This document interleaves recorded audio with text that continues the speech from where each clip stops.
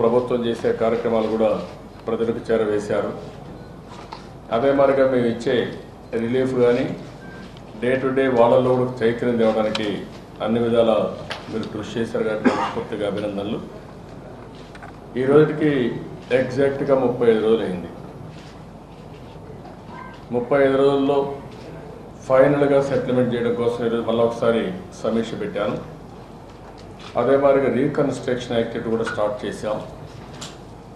ఈరోజు నేను విశాఖపట్నంలో ప్లాంటేషన్ ప్రోగ్రామ్ దగ్గర మీరు చూస్తే 79,742 చెట్లు ఈరోజు పెట్టాం. అదే మరిగా వెళ్ళినంత వరకు ప్రూనింగ్ కూడా చేయమన్నాం. కొంతవరకు బాగానే ప్రూనింగ్ కూడా చేశారు. దీన్ని ఇంకా లాజికల్గా తీసుకెళ్లాల్సిన అవసరం ఉంది. మొత్తం అన్ని ప్రాంతాల్లో కూడా నేను ఒకసారి చూశాను. దీన్ని ఏ విధంగా తీసుకుపోవడం కోసం ఒక యాక్షన్ ప్లాన్ తయారు చేసుకుంటున్నాం. అదే మరి ఇప్పటికీ ఇవ్వాల్సిన ఎసెన్షియల్ కమాడిటీస్ కానీ వాళ్ళకు ఏవైతే మేము ఆ రోజు తుఫాను వచ్చిన వెంటనే ఏ విధంగా ఆదుకోవాలో అవన్నీ కూడా ఆదుకున్నాం.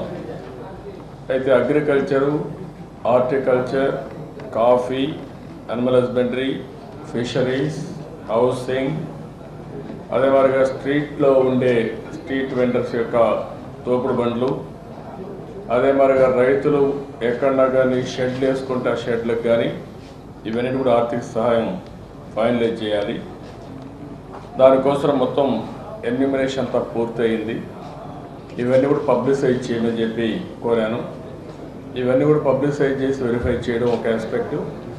అక్కడి నుంచి ఏ బెనిఫిషియరీ ఉన్నాడో ఆధార్ అకౌంట్కి సింక్రనైజ్ చేయమన్నాం.